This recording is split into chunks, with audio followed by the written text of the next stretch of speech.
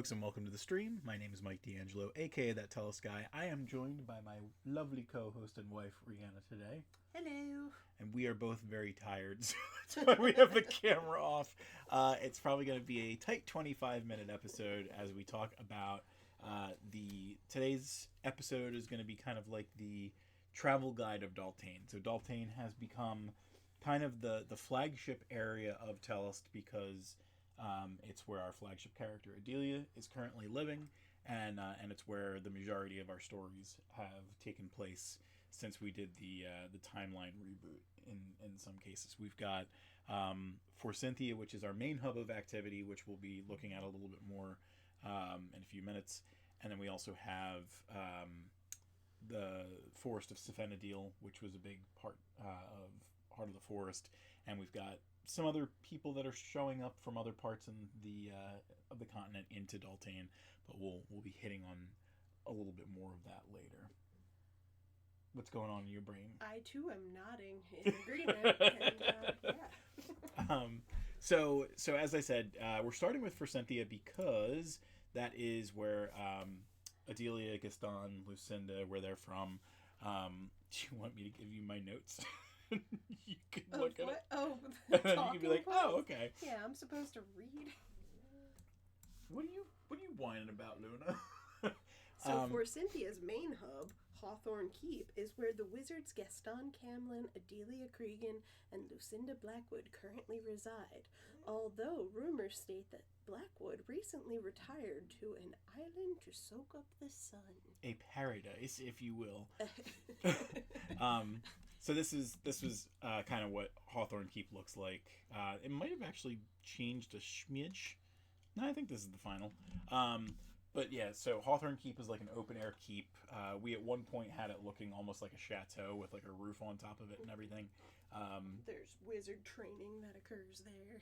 Right. And such. At the point that we were at in book 3, Ancestral Magic's third book, Wild Magic, came out close to the end of last year. Adelia really is the only one who's currently training as far as that timeline goes. But Forcynthia did recently take on some refugees from a city to the south that we'll talk about a little bit more in a few minutes. So it is a growing city. Right now, the artwork on here doesn't kind of show. The main entrance here is pretty much what you see is what you get, except maybe there's some wildflower fields and stuff like that. But to the... Luna, you want to join in? I think she's being bothered by Zelda, to be perfectly honest. To the other side of Hawthorne Keep is where a lot of the refugees are building houses and things like that. So, just a fun fact about Forcynthia. This is our it's a very magic friendly place outside of Adelatha, which is like the other main kind of. That's our hub. Like the hub of all different like races and different types of magic and stuff. Like it's very magic friendly versus like some of the magic friendly, the and I would say it's very open. It's woke. It's a very woke magically place, which allows for a lot of like stuff to play with. Right. You know, like, right. And I think from like the way that it's described in the books and everything, I think I like this town so much, not only because its name is close to your familial name, but not to dox myself, but it's close enough. But it's also fairy tale-esque. Right. Like I feel like it's very in line with like a lot of people have said that the Mageborn stuff is very like gender swapped Harry Potter in a way. Mm-hmm. And though it's one wizard learning magic versus hundreds at a time, it definitely has that Wizard Academy kind of feel. It's Harry Potter in like the first 2 or 3 books before it got really like uncozy. Like I would describe it as a cozy read. Oh yeah. I think that trilogy is very cozy up until maybe like the last 3 or 4 chapters of the final book where but it has to be something like that. I think that's kind of like the way that we're structuring the books now. Is book 1 is personal, book 2 is maybe it grows to a city is in trouble, and then book 3 is possibly world-shattering events. Yeah. And book 4 is Luna whines and tantrums on the floor. Yeah, and I think you have like a nice mix of like, not that I would describe the first one as rural, but it's like a little bit more wildernessy, and then the second one's a little bit more urban, right? And then the third one is in the tropical isles with well, let's take steps into that direction. So we are going kind of in a compass point, not the cardinal directions, but we are going to be looking at some of the places around Forcynthia. If Forcynthia is our hub, and the emblem kind of looks like a compass. So, it does, and a flower at the same time. Luna, are you okay? She wants attention. You are such a nudge. You're the nudgiest nudge that ever nudged. For anyone who can't tell, that's our doggy. No, a literal child. So one of the first places that we'll explore is the first place that Gaston sent Adelia in Mageborn, which is Folly's Glen. Now, we don't have Folly's Glen represented exactly on any of the maps that we have here, but it's very likely that it's part of, like this forest structure here.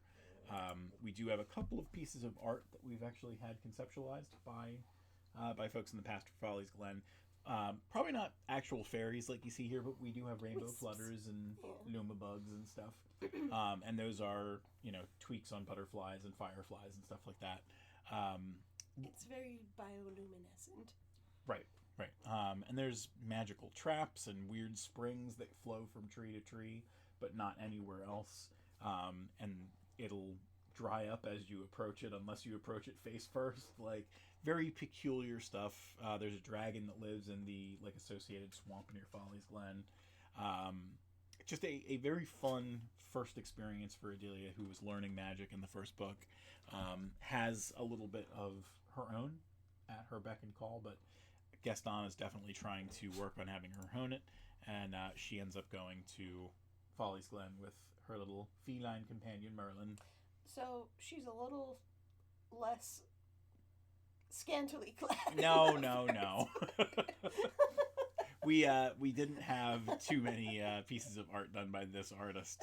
The concept pieces she did, outside of characters and everything. I mean, it's beautiful artwork, but this is very female video game armor. Oh yeah, this is Dynasty Warriors right here. Right. This is Adelia as a Dynasty Warriors character. We can appreciate that. Yep. So she ended up actually meeting a dragon in her story that Luca met later in an alternate history. So that was a fun experience. I know this is a travel guide, but we also have to call attention to Merlin, the black cat at her side. For anyone, this little guy? Yeah, little guy. For anyone who hasn't read the books, he has a little cat named Merlin, and he's really cute. He's very cute. And his part in the adventure, it grows and shrinks depending on which book you're reading, but he's a very integral part of the story. And he does some fun stuff. So if you like witches with black cats, Adelia's stories can also be right up your alley. Mm-hmm. So we're going to head back to World Anvil real quick, just to kind of move us in the direction of our rotation. So we looked at Folly's Glen. The next place that we're going to look at is Siphenadil. That is the central kind of focus of the Heart of the Forest stories. So we do have a real quick look at the temporary cover that we had for Heart of the Forest. And Siphenadil is pretty much it's the name of the forest, and it's also the name of kind of like the capital city of the elves in that forest. Woo! You sounded like a Punch-Out character there. Woo! Relax. Chill out. We need to go downstairs, get a toy, and bring it up here and distract yourself. Oh my god, if she had actually done that. I thought for a second she might. So Siphenadil is, if we're talking about the city, it's most known for the White Citadel, which is why we see here their sigil has on a slightly more natural color. They have this beautiful citadel emblazoned on in their artwork, and we've seen it in a couple of stories. We've seen it most notably in Heart of the Forest, because Kelvin Dracos makes friends with the elves, and they're the ones that set him on their quest. But the other place that we've seen it is in the most recent ancestral magic story, because Gaston knows the Queen of Sophenadil. He knows Tyrenda, and introduces her to Adelia and Lucinda. And Lucinda uses her cool transformation magic. Her cool transformation magic. Weird right now because I'm being attacked by a dog. Yes, you are. Here, let's see. We talked about Hawthorne Keep, but we didn't really talk about Folly's Glen. We're going to skip that one. But to Forsythia southwest, the mighty forest of Sophenadil lies. This forest, watched over by a melting pot of various elven tribes, is vast and spectacular. Within this forest, there are plenty of points of interest, from the citadel that the elves call home to a couple of other places that we're going to look at in the World Anvil page, including the roost of the Hallian Avarians and the crypt of the Calistrazi. Oh, my favorite. Oh, you know what? I don't have the art associated with the crypt up here for whatever reason. But do you want to talk about the crypt a little bit more, and how the notion of the Calistrazi came about and everything? The notion of the Calistrazi, meaning the April Fool's joke? The April Fool's joke, sure. So we had a... wait, did that come first? Mm-hmm. That came first? Yep. Really? Oh, wow. Okay. Calistrazi was something that we made up because we needed a sound for Bixby Aladocious. So our character, Bixby Aladocious, is one of the main characters in The April's Fools. His whole shtick is that he can't die. He can. Certainly die. He can die a bunch. He keeps coming back, kind of like a Kenny from South Park situation, except his body stays. Mm-hmm. Anyway, the joke was he was a super Calistrazi mystic Bixby Aladocious. Yep. So that was the origin of Calistrazi. To the best of my knowledge, I do not think that Calistrazi existed before then. Yeah. And we ran with it. Calistrazi became the notion of like the first men in Tellest lore, the ones that showed up after the convergence.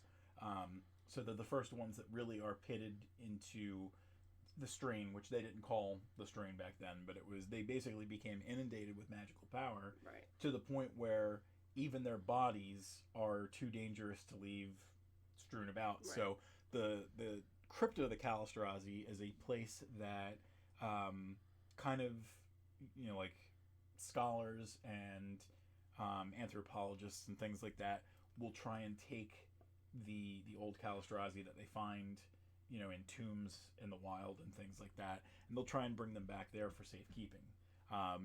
The crypt of the Calistrazi is pretty much a clandestine place. Not a lot of people know where it is.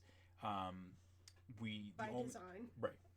The only reason that we have Kelvin happen upon it is because he's traveling with a companion who is destined to work with the Calistrazi and join their ranks. And then they end up working together and doing some pretty cool stuff. There's also a couple of other places. Like I said, it's a melting pot for the elves, but it's also a melting pot for a lot of the races. Heart of the Forest is kind of... It originally was set up to be a game in the same kind of veins as Puzzle Quest. And if you're going to do something like Puzzle Quest, you need to have a variety of different kinds of creatures and races and stuff like that.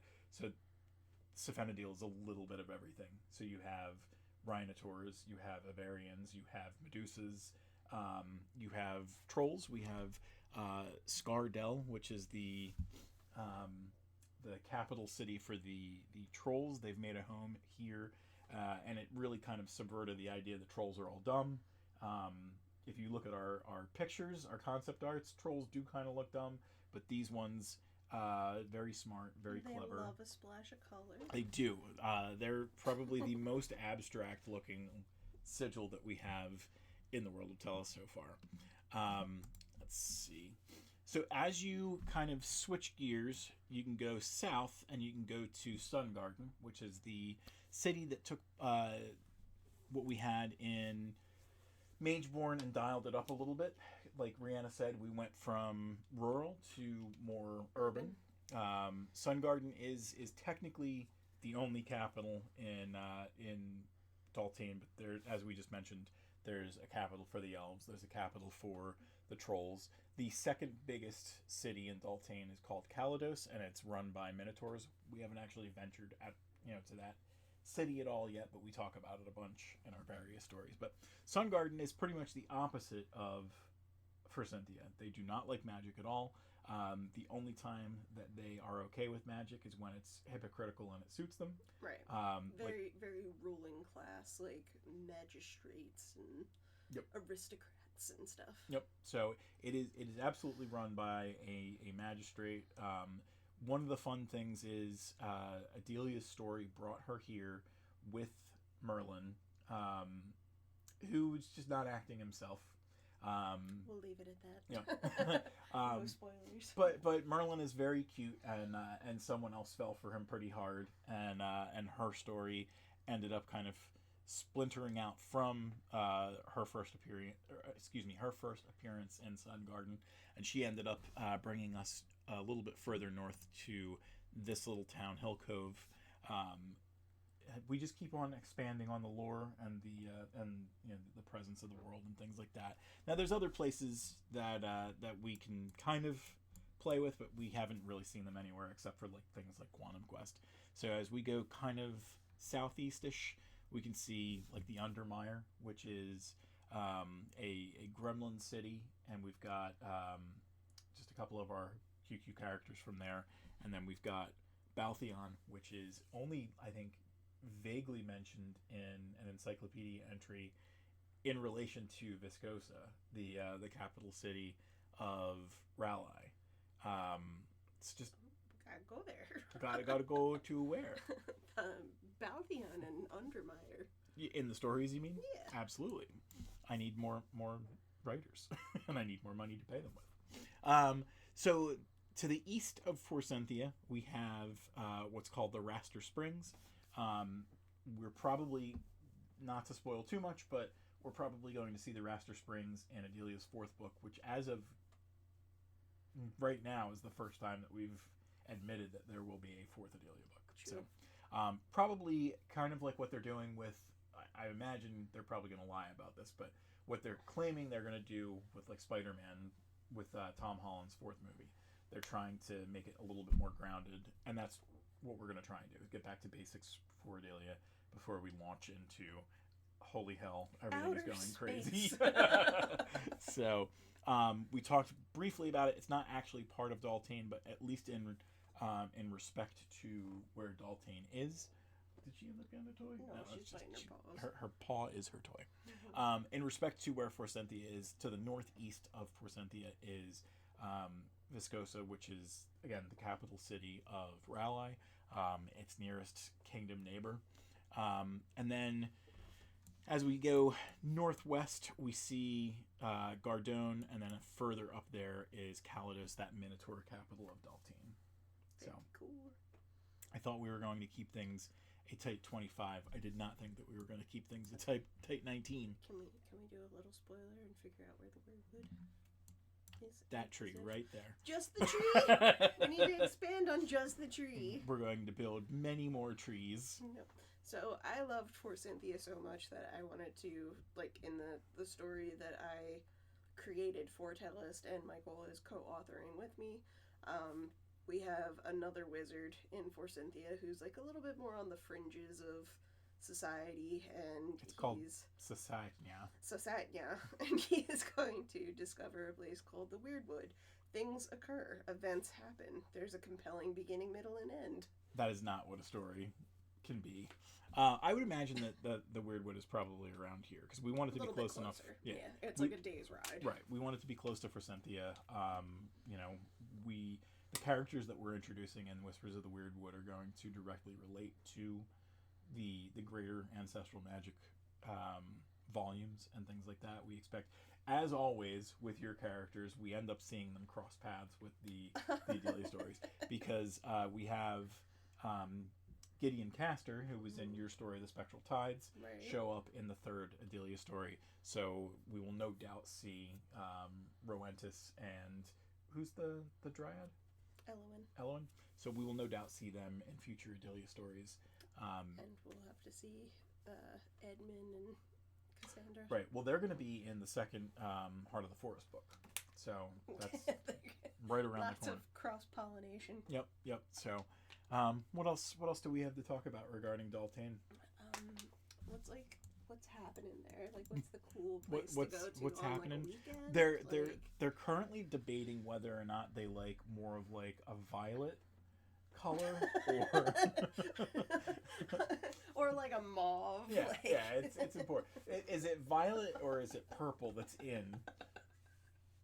Which one is in season? It's definitely not chartreuse anymore. That was so last season.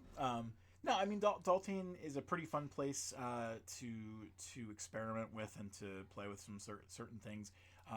Safenadil is a bigger swath of land that we've played with because again, it started out as a video game, so I made like a lot of side quests and everything like that. I knew where a lot of things were going, and then bringing into a full-on novelization made it easier to expand a lot of what we were building.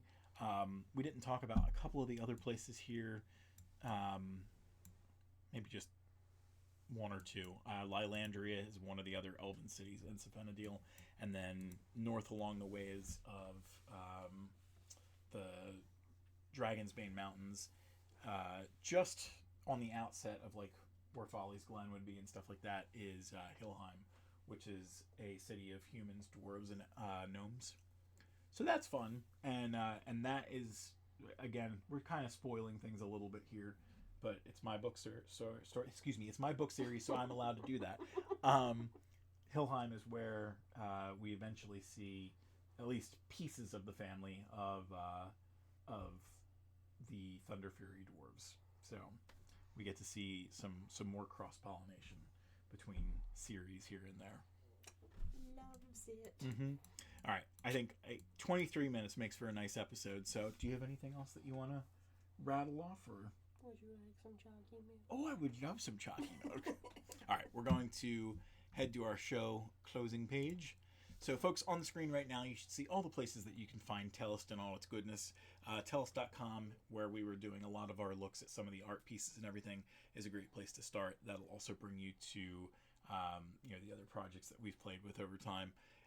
If you want to check out our premium digital goods, and that includes our battle maps that we do on Tuesdays and Wednesdays, and any of our art stuff that goes live well in advance of the website. We're talking like 2 years in advance at this point. On Mondays, Wednesdays, and Fridays, we release those. That is patreon.com/Tellest. If you want to look at our physical premium goods, you want to do tellest.etsy.com. That's where you can find our battle maps in jumbo mouse pad sizes, our posters, bookmarks, the books, the art book, Quantum Quest the game, and of course Rihanna's Weird Witch Wands. You can find that all there. And then 2 TikTok channels that you should be looking at are tiktok.com/@weirdwitchwands, again to see the handcrafted one-of-a-kind wands that Rihanna makes, and tiktok.com/@Tales of Tellest is where you can see our bratty dogs. Bratty, you know absolutely that Luna was being bratty. She is such a little bratty. Such a brat. What? You're so That's you. Yes, we're talking about you. The indignity. You can also check out Tales of Tellest on Instagram. That's something new that Rihanna recently opened up. No one's ever heard of an Instagram before, but Rihanna is pioneering it. I'm the first one to have ever done so. Mm-hmm. And we went a little bit out of order today, but if you want to see these videos after they are purged from Twitch, after the time limit is up, you can go to youtube.com/@worldoftellest. But if you want to see it live, the only place to do that is twitch.tv/thattellestguy, and it is the perfect time for me to start to wind things down because my voice is getting scratchy for some reason, and the only cure is more chalky milk. It's true. You need your medicine. So, thank you everybody for watching. It was a real quick one, but I hope that you enjoyed a little bit of previews of the world and things like that. And we'll be back with more travel guides in the future. Yep. We miss you. We miss you.